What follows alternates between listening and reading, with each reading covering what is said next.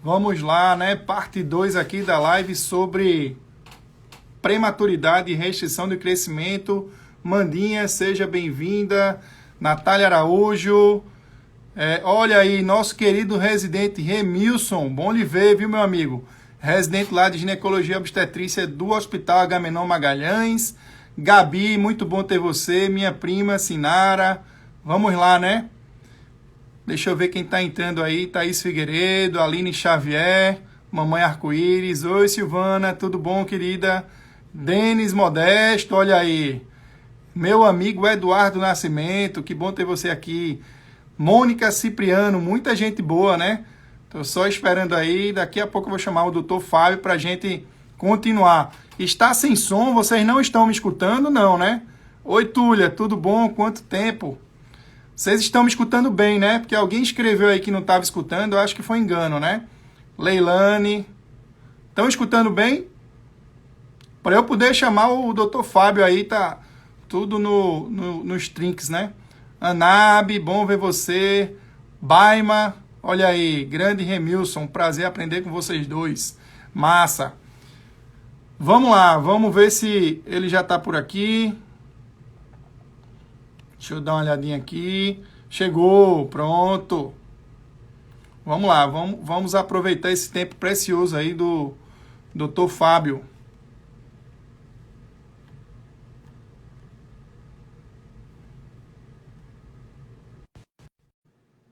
Acabei de chamar.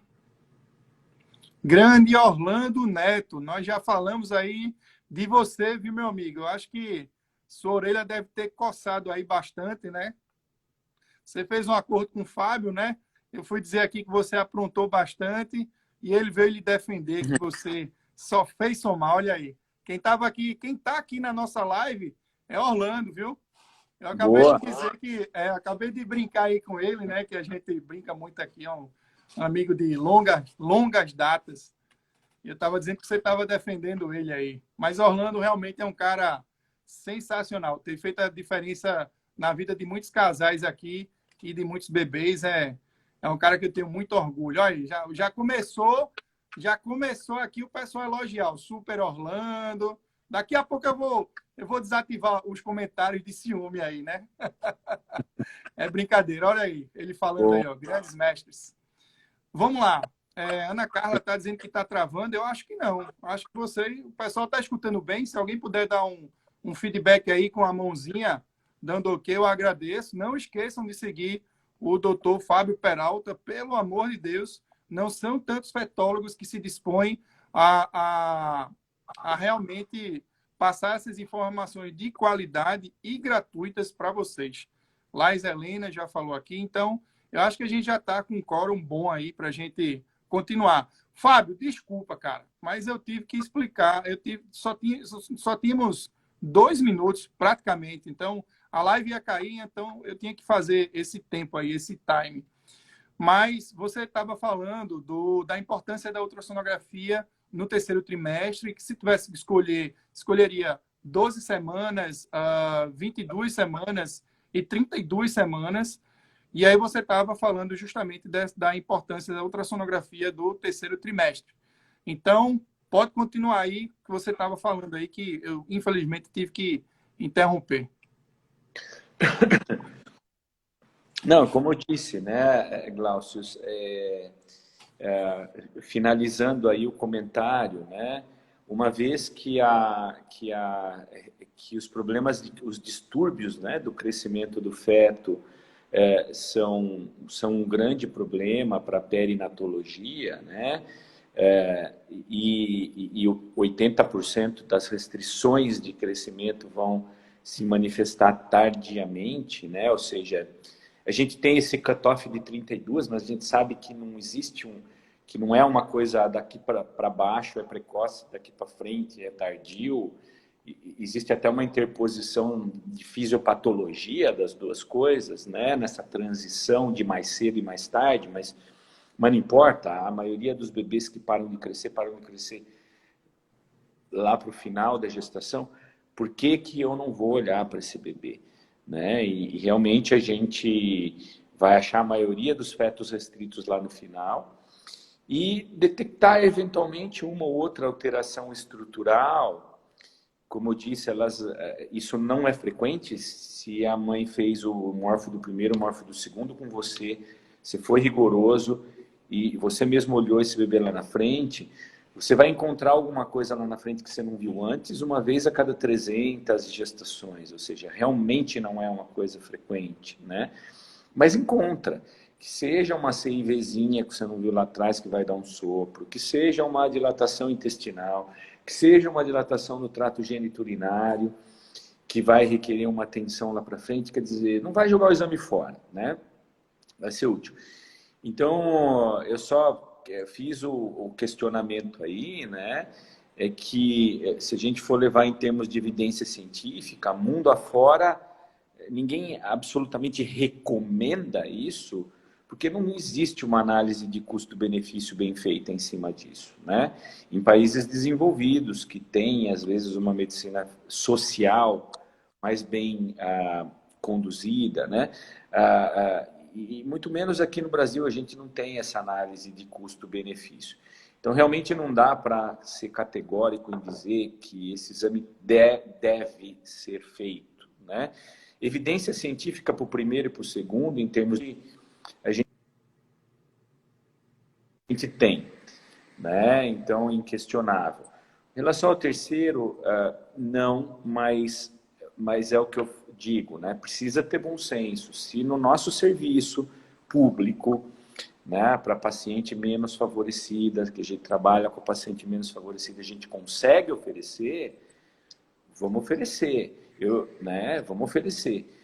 E para paciente que é de uma classe social mais bem favorecida, onde os gastos não têm tanta importância assim, não é? Aí, mais ainda, tá? Porque a gente vê tanto exame feito realmente sem motivo, né? Por que não olhar o bebê tardiamente, né? Também, né, Glaucius, a gente, nessa discussão de restrição, de crescimento e tudo, né, a gente sempre cai naquela discussão de conceitos, né, de restrição, tá certo? Então, existe uma confusão muito grande de conceitos ainda, né? E quando a gente pega a briga Europa-Estados Unidos, tá?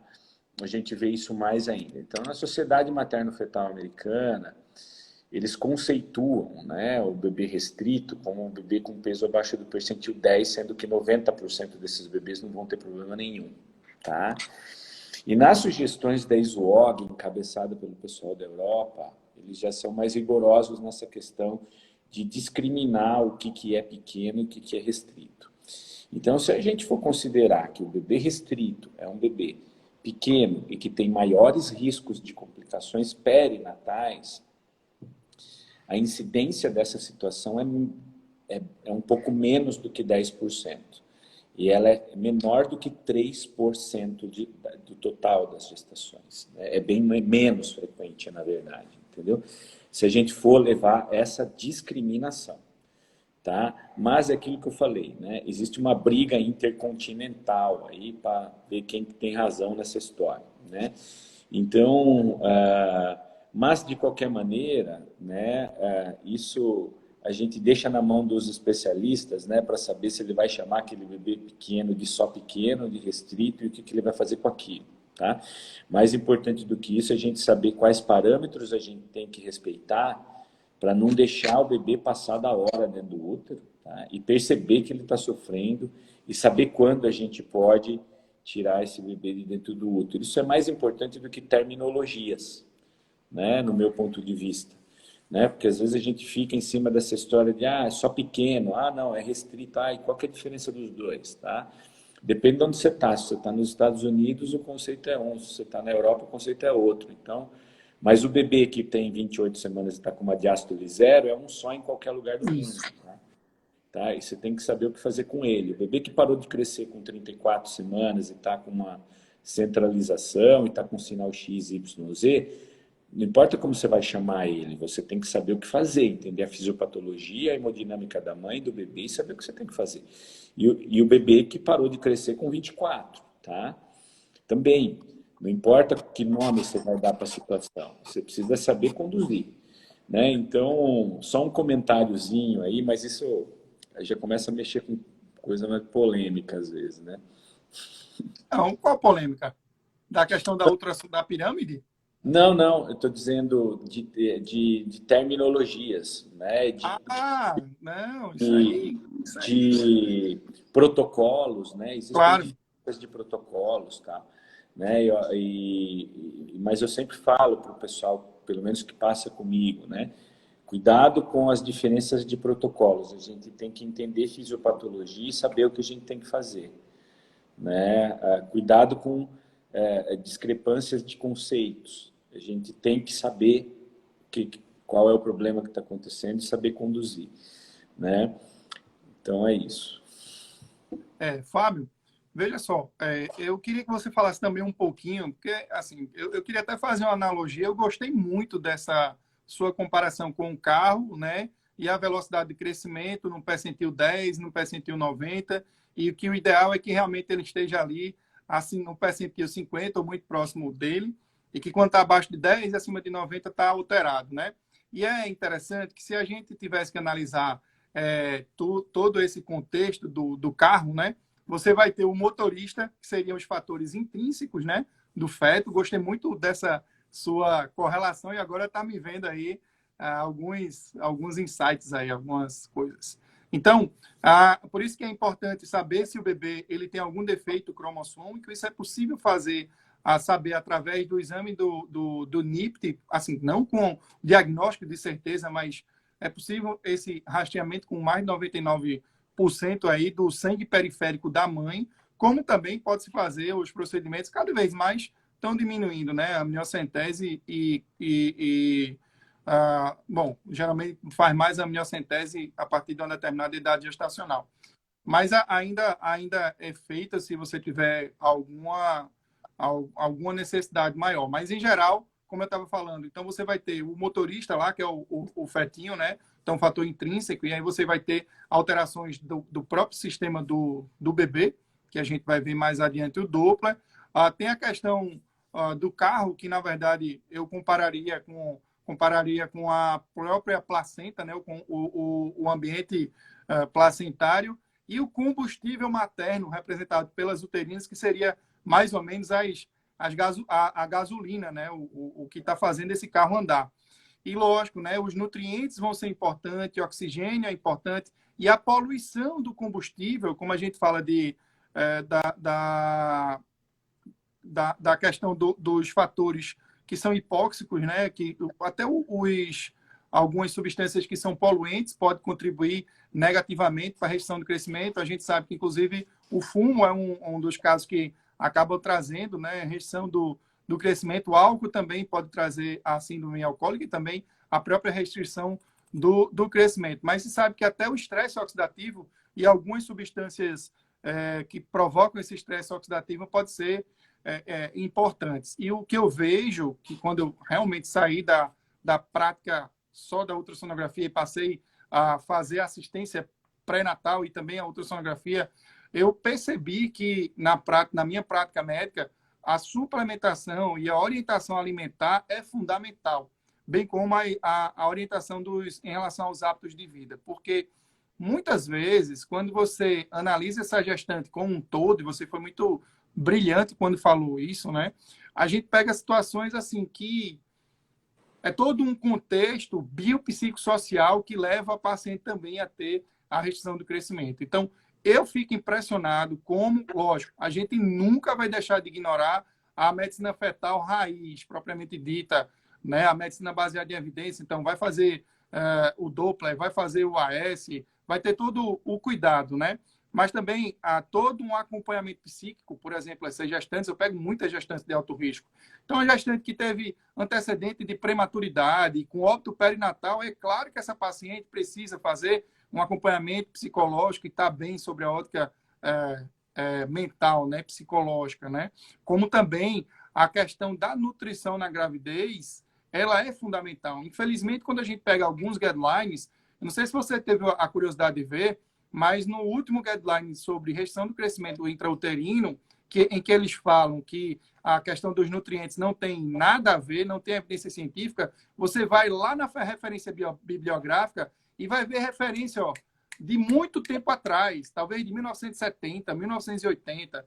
E quando você pesquisa isoladamente os nutrientes, você vê que realmente existe um papel importante. Se der tempo, a gente vai conversar um pouquinho sobre isso, sobre essa questão da suplementação. Então, já existe evidência científica, inclusive meta-análise da Cochrane, orientando. A gente é da época, né, de só suplementar o ácido fólico pensando na meningomielocele, mas já existe a evidência científica robusta da Cochrane, meta-análise, dizendo que suplementação de polivitamínico contendo, além do ácido fólico, o ferro, né, e outros micronutrientes, eles acabam favorecendo aí o desenvolvimento aí desse feto, e muitas vezes até alguns desfechos que eu não vou citar exatamente para não inferir no erro aí, que eu gosto de falar as coisas bem certinho, e eu não estou com o estudo aqui na minha frente. Mas, sem dúvida, a suplementação nutracêutica e a alimentação dessa gestante, bem como a questão do acompanhamento psíquico, né?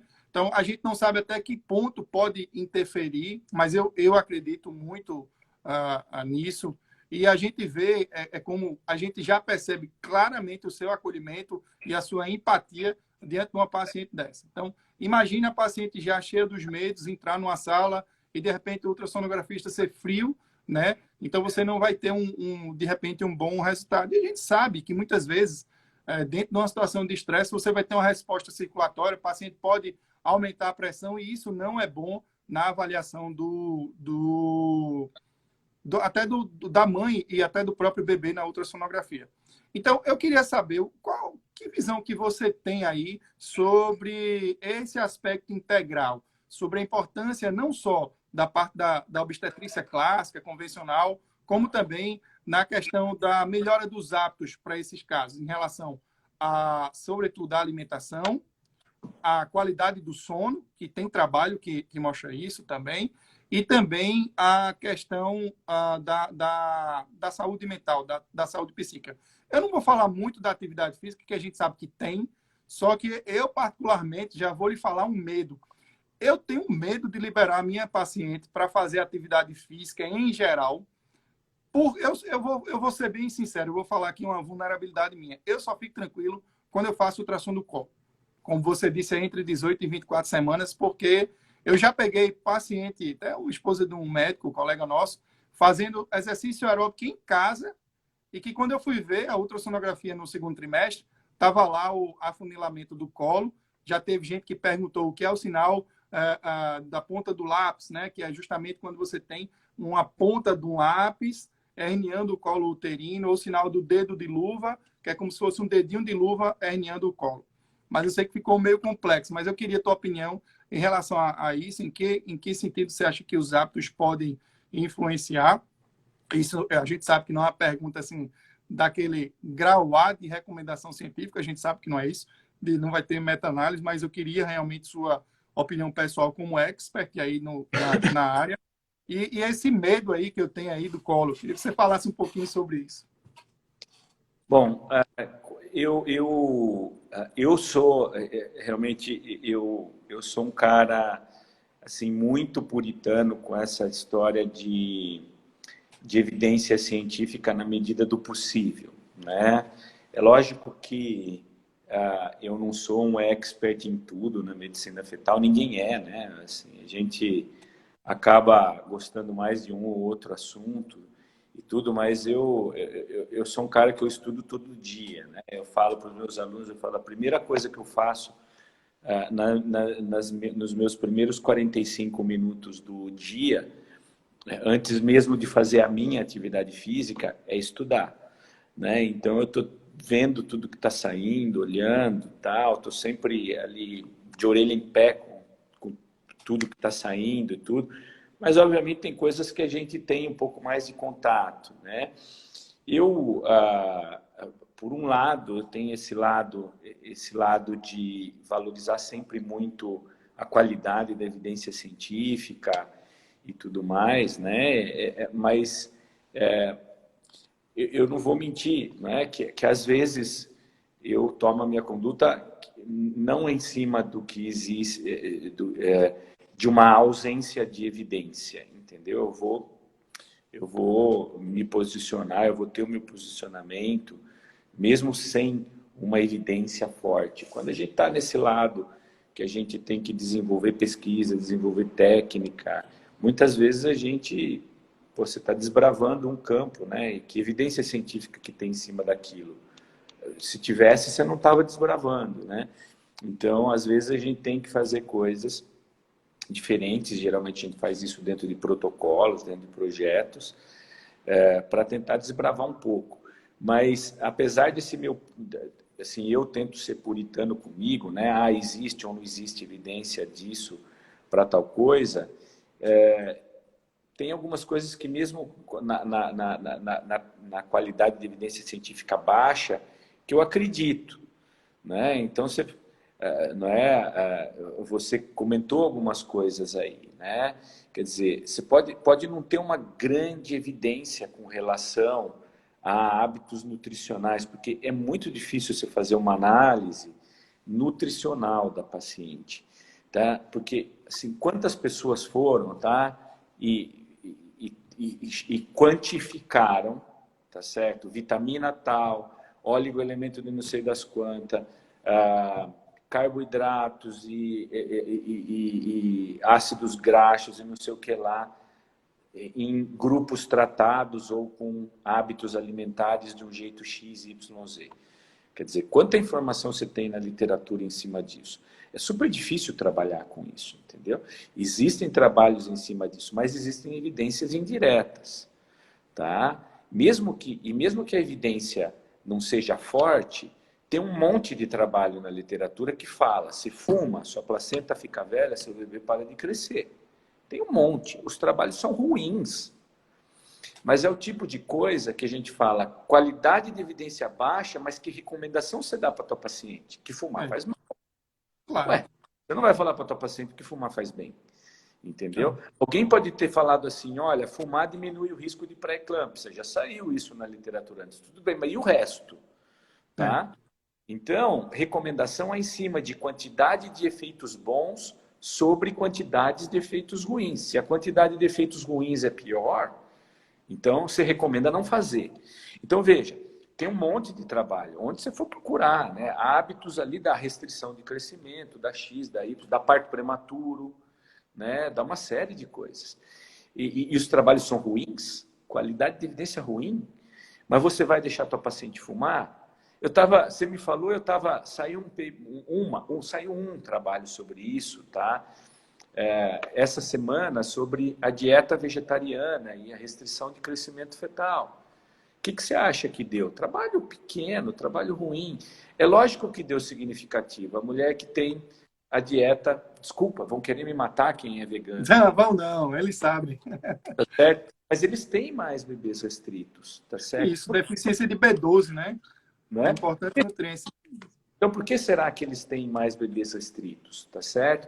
Então, veja, é lógico que eu acredito nisso. Quando a minha... eu falo isso para as minhas pacientes. A minha paciente que chega no consultório e que ela está naquele em cima do muro, se o bebê está parando de crescer ou não, uma gestação gemelar que não está, cresce, não cresce, entendeu? Em off, tá? Em off, eu não falo isso na minha aula, não sei nem se eu devia estar falando aqui, mas eu pergunto para ela, eu falo, pai, você faz, tá certo? Quer dizer, eu não estou achando nada em você, o que você faz? Ah, doutor, eu sou advogado, sou médico, eu trabalho 24 horas por dia no pronto-socorro, então pera um pouquinho só. Isso. Vamos fazer alguma coisa diferente? É verdade isso, eu falo assim, vamos dar uma diminuída? Vamos ficar um pouco em casa? Vamos comer melhor? Vamos não estressar? E vamos ver o que acontece? E assim, eu não tenho nenhum trial em cima disso. Mas também eu não vou ser hipócrita para dizer que nunca aconteceu da paciente voltar e está melhor o líquido, está melhor a circulação. Agora, isso não é medicina baseada em evidências, né? Mas tem muita evidência em cima disso, né? Então, a hora que você... Poxa, travou, voltou. Tem lá, Você disse. repousar tempo. Tem lá, repousar não sei quanto tempo por dia, fazer um pouquinho de atividade física por dia, né, e tal. Então, eu acho, assim, a impressão que eu tenho, Glaucio, é que, assim, mesmo que não existam evidências científicas sobre muita coisa, eu ainda sou um cara que acha que o meio termo, o meio do caminho e a manutenção de hábitos bons deve ser uma coisa boa para a gestação. Então, eu não fico... Eu acho que é mais importante do que falar para gestante, né? Olha, de repente, a paciente quer fazer exercício na gestação, é saber como é esse exercício. Porque se a paciente é uma maratonista, e é uma paciente que está acostumada com uma hemodinâmica X, entendeu? Pode ser que seja pior você falar para ela parar de fazer tudo na vida dela na hora que ela começar a gravidez, você descobre um santo para cobrir o outro, entendeu? Então, eu acredito que manter hábitos saudáveis e ajustá-los à sobrecarga da gestação é mais importante do que ser radical ou promover grandes modificações, né? Eu acredito no meio do caminho, sabe? Eu acredito. As técnicas cirúrgicas que eu trabalhei até hoje, eu obtive sucesso porque eu fui no meio do caminho. Eu não fui no extremo, tá? E eu acho que a gestação é isso, tá? É que quando a gente não tem grandes evidências, tenta meio que ir no meio do caminho. Então, não é a alimentação, tá? Você disse suplementação vitamínica e dá isso e daquilo. Poxa, se a mulher tem um hábito alimentar super bom de comer a cada 2, 3 horas, comer variado, comer de tudo, comer coisa natural, não tem vício, não fuma, não bebe, você precisa... Será que a gente precisa mexer nessa dieta dela? Ou será que é fácil a gente avaliar isso, tá? Então, eu sei, eu entendo disso, né? E a literatura mostra, com qualidade de evidência científica baixa, que a forma como você come interfere no tamanho do teu feto. O teu peso interfere no tamanho do teu feto. Se você tem o álcool, interfere, dá mais parto prematuro, dá mais malformação, dá mais restrição. O fumo dá isso, tá? O uso de drogas dá isso. Tá saindo um paper atrás do outro em cima disso daí, entendeu? Então, sim, eu concordo com você, né? Eu concordo com você que tem que ter uma visão da gestante mais holística. Eu concordo plenamente, assim, né? E eu mesmo eu tenho o meu lado natureba de ser, assim. Já percebi, viu? A rotina matinal aí já existe, né? Eu mesmo tenho, né? Então, eu faço isso com a minha paciente, faço isso, né? Eu não dou aula sobre isso, mas eu faço isso. A minha paciente do consultório, peço para ela, checo hábitos, dou uma olhada e tal. Eu acho que isso é meio que um baseline para você começar a mexer nas outras coisas, né? Mas a literatura carece ainda também, né, de muita coisa em cima disso daí. Mas eu concordo com você plenamente, assim, que se você tiver eu acho que se você tiver uma visão holística de um plano de saúde para essa paciente, entendeu? Um plano de bem-estar para essa paciente, né, ao longo da gestação, você já está meio caminho andado com ela, né? E aí você vai ajustando os problemas que forem acontecendo, né? Mas eu concordo com você plenamente. Seguinte, eu queria falar para você, primeiro eu vou falar de um caso, né, que é sobre os casos que são inesquecíveis, né? Eu não sei se você sabe, mas tem um livrinho aqui que eu escrevi. Depois eu vou até pegar o teu endereço para mandar o endereço da tua clínica para mandar, que é um livro que eu escrevi. Lógico, não sei os seus mais de 40 artigos científicos, ou os capítulos de livro, ou o curso da CETROS, mas nesse livro eu acabei abordando alguns casos mais interessantes na minha carreira até 2016, 17, 18. Então, esse livro ele é bem legal. Então, talvez eu seja um dos poucos especialistas em medicina fetal que já realizou uma cesariana perimortem, entendeu? Então, assim, isso aí é inesquecível. Mas, assim, trazendo para o assunto da prematuridade, da restrição do crescimento, e pegando o gancho na questão dos hábitos, até no livro eu comento um caso da esposa do meu melhor amigo. A esposa do meu melhor amigo tem lúpus e ela não tinha um controle adequado do lúpus, já tinha um peso bem acima do que era esperado, do que deveria ter na primeira gestação. E quando eu fui chamado pelo meu amigo, foi na situação de desespero para interrupção, e aí a gente acabou indo, eu acabei fazendo um parto lá no IMIP, e eu fiz o parto de Pedrinho, que Pedrinho acho que nasceu com 700 e poucas gramas, cabia na palma da minha mão, e era um CUR gravíssimo, já com alteração em diástole zero da artéria umbilical, e aí a gente resolveu depois aí do corticoide. Só que aí, quando ela queria ter outro filho, e aí quando a gente fez esse planejamento, foi que a gente fez, ó, vamos melhorar teus hábitos. Eu já ia dizer o nome da pessoa, né? De vez em quando escorrega, né? Mas tá tudo bem. Então, a esposa desse meu amigo, bom, eu posso dizer e posso inventar o nome, né? Então, a Roberta, né? Então, a Roberta, ela acabou melhorando muito os hábitos. Então, ela emagreceu bastante. E aí, como ela tinha lúpus, o lúpus ficou mais estável, né? E aí ela teve pré-eclâmpsia, obviamente. Com o peso, você diminui o peso, a gente sabe, né? Hipertensão, diabetes, né? A obesidade, elas caminham juntas, de maneira que na segunda gravidez, a gente também investigou trombofilia, e ela tinha trombofilia e fez a anticoagulação, além do AS. Infelizmente, as pessoas hoje acham que o Clexane vai resolver tudo, e não vai, a gente sabe. É importante o acompanhamento com o especialista, com o hematologista. E aí, nesse caso, a gente conseguiu chegar até a 37ª semana. Ela ainda fez uma pressão de 14/9, mas é impressionante, a gente até comparou a foto dela numa gravidez e na outra, e parecia outra pessoa. E existia um intervalo, eu não sei se eram 7 anos ou 9 anos, e parecia que depois de 9 anos ela ficou bem mais jovem. Então, inferindo essa questão dos hábitos de vida, e assim, você sabe, né? É tão marcante. Às vezes eu não sei se você teve a oportunidade de realizar o parto dos seus filhos, eu tive a oportunidade de fazer um parto de um filho meu, mas os partos desse meu melhor amigo são inesquecíveis, e realmente eu vi a diferença quando a gente pôde fazer um pré-natal e uma suplementação e orientação integral.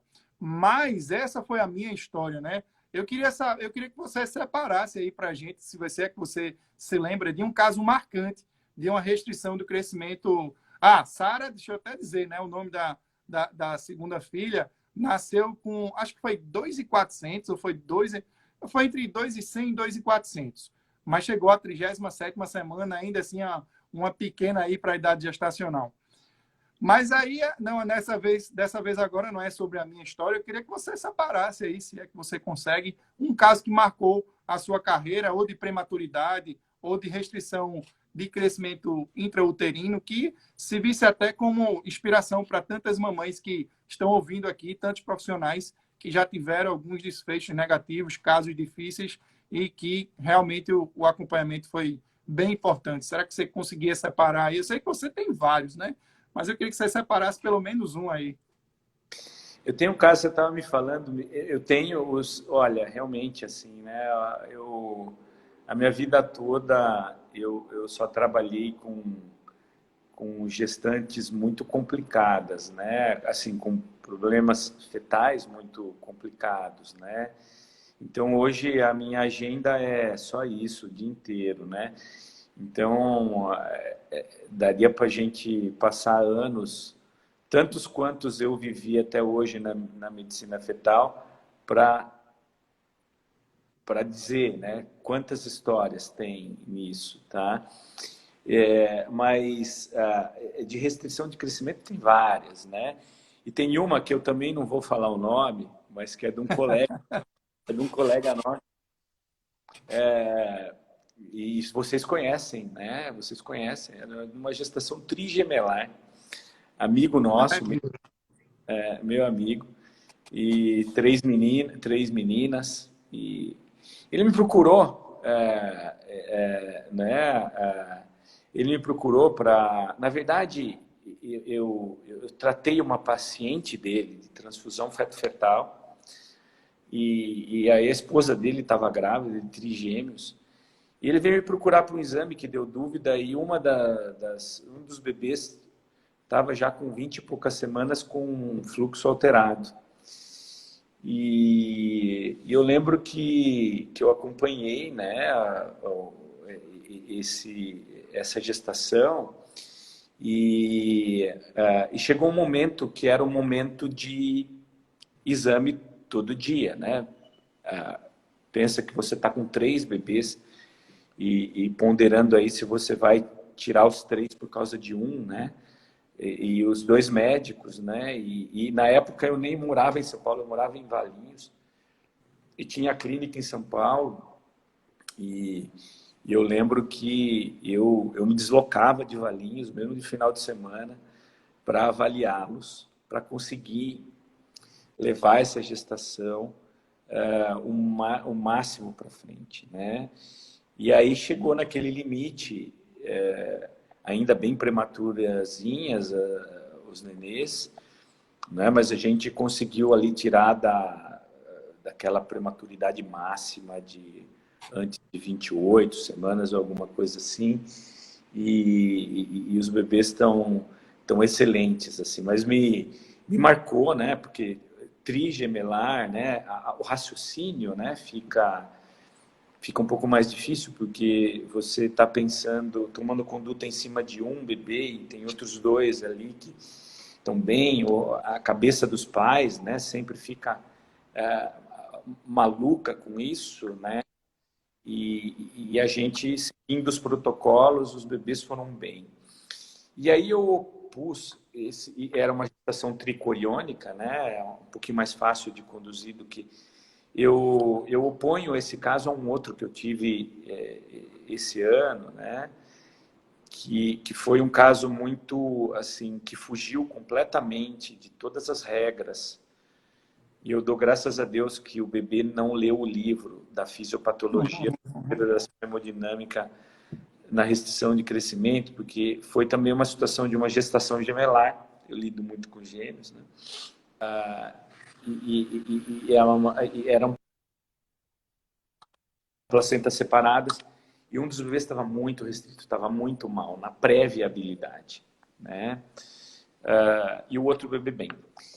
E esse bebê, quando entrou na viabilidade, ele tinha a indicação de nascer, né? Quer dizer, 26, 27 semanas, com todas as alterações hemodinâmicas para resolução da gestação, para essa idade gestacional. E a mãe teve coragem e falou assim, não mexam. Tá? E assim, contra todos os princípios da natureza, tá? Esse bebê, com essa hemodinâmica, com 27 semanas de gestação, ele foi para 34. Tá? Caramba! Não, assim, se existe um conceito de Highlander, é aplicável para então, É assim, verdade. quem acreditou? Eu falei, bom, pessoal, a primeira regra, tá? Não vamos achar que isso é uma verdade em medicina, porque senão a gente vai começar a perder neném. Mas, assim, me marcou, né? Que são as coisas, assim, esquisitas da medicina, né? Quer dizer, a gente não tira um bebê com 28 ou 29 semanas porque a gente acha engraçado ou quer se livrar do caso, né? A gente tira porque a gente sabe que essa é a hora de tirar. Mas na medicina não é nada 100%, né? A gente está longe de ser dono da verdade, a gente segue protocolos, na maioria das vezes, o máximo possível baseado no melhor que existe da evidência científica, mas mesmo assim algumas coisas fogem da regra, né? E, por exemplo, esse caso foi um que aconteceu esse ano, tá? Quer dizer, a minha equipe inteira se envolveu nesse caso, todo mundo, se tiver alguém ouvindo aí, vai lembrar na hora do caso da paciente, um caso único, né? Que a mãe bateu o pé e falou assim, não, eu não vou mexer, não quero mexer, não estou acreditando no que vocês estão falando, não, vou na minha aqui, né? E no final das contas, quer dizer, ela estava certa, né? dentro de uma ignorância clínica, ela acertou, seja por sorte ou não, né? E agora, tem milhões de outros casos aí, né, que fogem até dessa história de prematuridade. Teve um outro caso interessante, né, que veio uma paciente para tratar comigo num esquema de urgência, urgentíssima, assim, também trigemelar, né? Era um trigemelar de coriônico triamniótico com uma transfusão grave, assim. E ela veio para mim, mas assim, ela veio do lado sul e ela tinha um colo uterino com 3 milímetros, né? Milímetros? 3 milímetros. Estava quase nascendo. E aí botaram ela num avião particular, sei lá o que fizeram com ela. Baixaram com a mulher aqui direto no hospital e eu a tratei de transfusão feto-feto, né? E eu fiz tudo que podia ser feito por um colo de 30 milímetros dentro do... Na época eu dei progesterona, botei pessário vaginal, eu dei remédio para essa mulher, só não fiz cerclagem, né? Trigêmeos, né? E não é que a danada foi para 32 semanas com esses bebês e ficou bem, né? Então, também foi um caso que chamou muito a atenção, né? Porque são casos heróicos, né?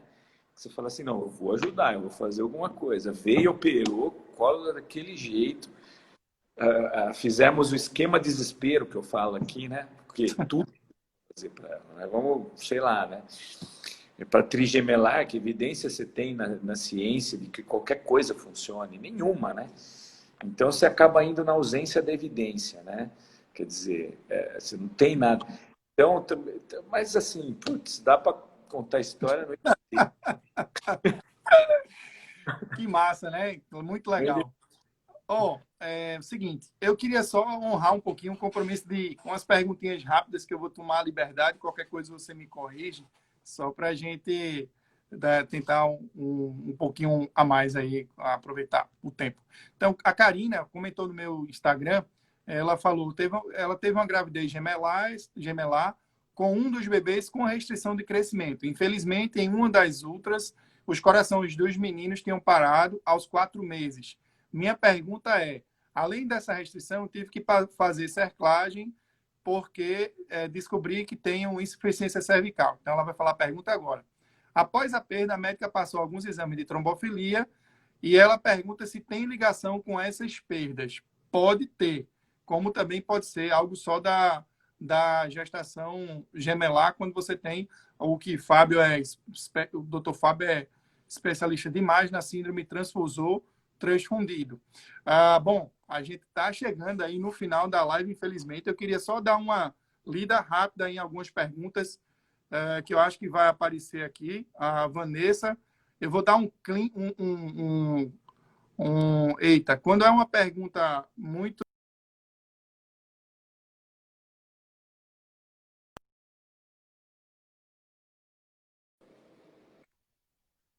A gente não consegue ver todas as perguntas, né? Quando é uma pergunta longa, a gente não consegue acessar. Então, alguma coisa da nutrição que acho que a Vanessa estava falando, né? Então, a Vanessa também perguntou, falou que teve restrição do crescimento e que foi angustiante, pois não sabia nada sobre o assunto. Deixa eu só perguntar aqui, Maria M. Sassos, fazia dupla semanal na Cetros, não tive pressão alta e a bebê nasceu com 33 semanas, pesando 1,345 kg. Olha aí, ó. Mais o papel social aí do Cetros, né? Juliana Abdala, eu conheço essa doutora aí, viu? Só elogio aí para o verdadeiro mestre, né? Muito bom, Juliana. Bom ter você por aqui. Olha aqui outro elogio aqui, ó. Meu acompanhamento com o Dr. Peralta foi imprescindível para o nascimento com vida da minha filha. Olha aí, só orgulho aí desse professor, né? Deixa eu tentar só ver aqui outras perguntas. Bom, Vanberto aqui, ó. Falar de trigêmeas. Rapaz, só não diga que o caso foi dele, viu? Só não diga que o caso das trigêmeas foi dele, porque, pelo amor de Deus, o Humberto é um um grande amigo aqui, trabalha na reprodução humana aí em São Paulo, viu? Ele é Olha, de Recife, mas mora aí. eu nem conheço o Vanberto, viu? Viu? Eu nem conheço, tá? Rapaz, eu estou desconfiando. Depois eu vou fazer essa pergunta para ele, tá bom? O Roberto é um grande amigo, até recentemente ele me chamou para realizar a última cirurgia com o pai dele, né? O pai dele também é obstetra, então ele tem pedigree, então eu tive a honra de participar da última cirurgia. Fiquei lá como instrumentador, mas aí deu tudo certo, viu? O Roberto é um grande amigo. Aqui, ó, Suzy, agradece o aprendizado, né? Rondônia, diretamente de Rondônia. Olha só, como que a live pode chegar bem distante, né? Muito bom, muito bom. Obrigado aí, Suzy, pela sua contribuição. Deixa eu ver aqui mais alguma pergunta. Alce, Elovia. Eita, aqui tem um. Daqui a pouco vai ser. Olha só. Sou imensamente grato a você, doutor Fábio. Salvou meu filho. Gestação gemelar STFF com feto acárdico. Olha só. Já valeu a pena essa live, né, Fábio? Opa, vou dormir mais feliz hoje, viu? Desse jeito. Ó. Deixa eu ver aqui. Bom, a gente tem algumas perguntas, né? Depois, qualquer coisa, podem fazer lá no meu Instagram. A gente vai ter o maior prazer aí de responder. Deixa eu só tirar aqui a pergunta. Desativar perguntas.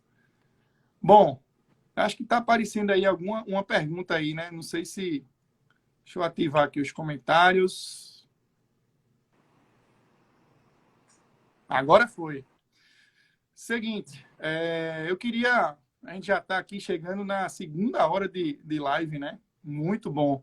Todo mundo aí elogiando aí, ó, fazendo um sinalzinho de legal, né?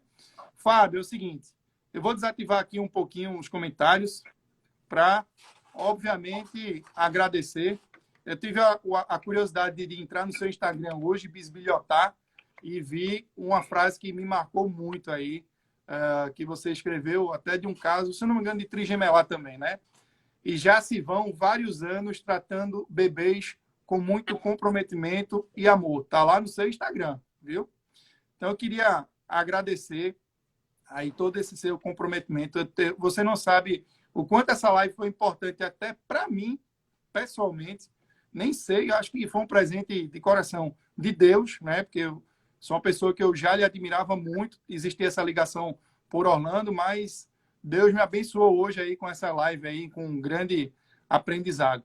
Eu queria que você fizesse as suas últimas considerações. De antemão, estou já lhe agradecendo. Estimulo que você faça até mais encontros comigo também, pode ser de novo, com outros colegas. E foi muito gratificante. Queria dizer que eu acho que foi também importante para outras pessoas, viu? Eu vou até ativar aqui um pouquinho os comentários para ver aqui o que o pessoal está escrevendo. Mas eu queria que você fizesse suas considerações finais aí sobre essa nossa live. Muito obrigado, viu? Eu fico muito honrado, né? Eu tenho participado de algumas reuniões como essa. Eu acho que elas são muito importantes, né? Porque elas são reuniões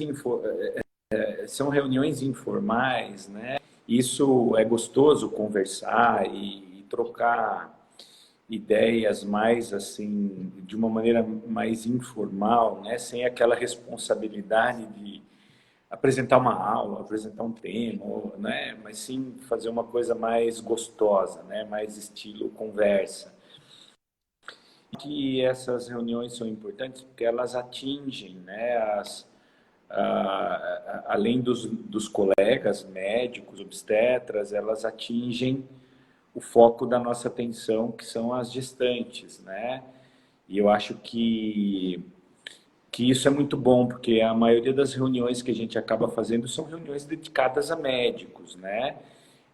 Então, eu acho importante esse canal, né, de contato com todo mundo junto, com os médicos e as pacientes, como se todo mundo tivesse numa festa, conversando de uma maneira descontraída, sem uma obrigação formal de nada. Então, eu acho que é um momento bem bacana isso, tá?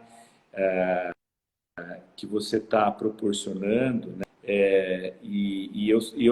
Eu fico sempre muito feliz.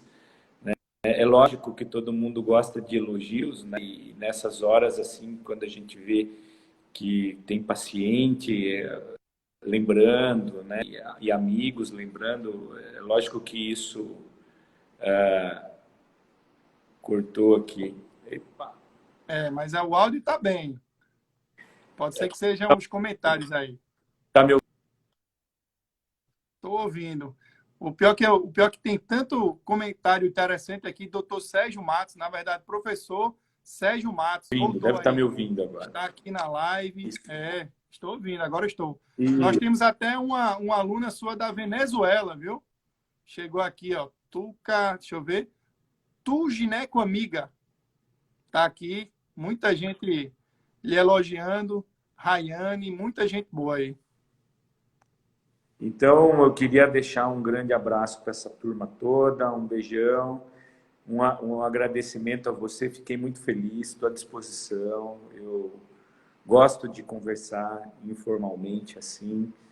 É sempre um prazer para mim, viu? E espero que tenha sido um sucesso, que tenha atingido bastante gente, que tenha sido útil para bastante gente. E sempre que eu puder contribuir com vocês, eu vou contribuir, tá? Sempre que eu puder, sintam-se à vontade, contem comigo.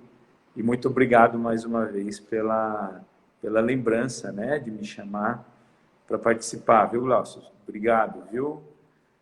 Eu que agradeço. Até mais, meu amigo aí. Um abraço, viu? Fica Uma com boa Deus. noite. Obrigado aí por tudo, viu?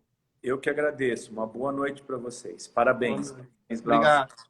Boa noite, pessoal. Boa noite. Fantástica essa live, né, pessoal? Muito boa aí essa live. Foi muito legal. Acho essa live da medicina fetal acho que foi muito diferenciada, viu? A gente vai deixar salvo aqui no meu Instagram, não sei até quando, não é? Vou deixar salvo, doutora Mirelle, pode ter certeza. Mas Fábio realmente é um cara incrível, adorei poder ter participado aí com todos vocês. Queria apenas me despedir. Eu posso ter esquecido de muitas pessoas aqui, sobretudo os colegas, minhas queridas pacientes. Doutora Rayane Brant, muito obrigado por estar aqui, você de Recife, como doutor Orlando Neto, né? Outro nome importante da medicina fetal. Aqui em Recife nós temos outros profissionais, tem o doutor Pedro Pires Ferreira, doutora Poliana Soledade, tem muita gente boa aqui em Recife, graças a Deus. Doutora Juliana Limeira, que trabalha também comigo, e tantos outros profissionais, doutor Etevaldo Leite, né? Um grande professor nosso, doutor Eugênio Pita, doutor Carlos Reinaldo, muita gente boa aqui da Medicina Fetal Pernambuco. Eu acredito que esse encontro enalteceu ainda mais a nossa referência aqui da Medicina Fetal no nosso estado. Pessoal, muito obrigado. Fiquem com Deus. Doutor Sérgio, foi muito bom ter você também por aqui. Pessoas até... a nossa live chegou a atingir até a Venezuela. Olha só que legal. Então, pessoal, muito obrigado aí por tudo. Eu vou deixar salva aqui essa live aí, não sei por quanto tempo. E também um abraço especial aos meus queridos residentes. Eu tenho que puxar um pouquinho a sardinha. Eu sou um nômade, né? Eu nem falei isso para vocês, mas eu tive a oportunidade de participar de quase todos os serviços de alto risco aqui do Recife. O Hospital das Clínicas, o Hospital Barão de Lucena, IMIP. No CISAM, eu não fiz não fui médico assistente, mas fiz o mestrado lá no CISAM e atualmente estou, não sei até quando, mas estou no Hospital Agamenon Magalhães. Eu queria mandar um abraço especial aos meus queridos residentes de ginecologia e obstetrícia de lá do Agamenon Magalhães. Tá bom? Pessoal, um abraço a todos, fiquem com Deus e até a próxima live, viu? Conto com vocês. Até mais.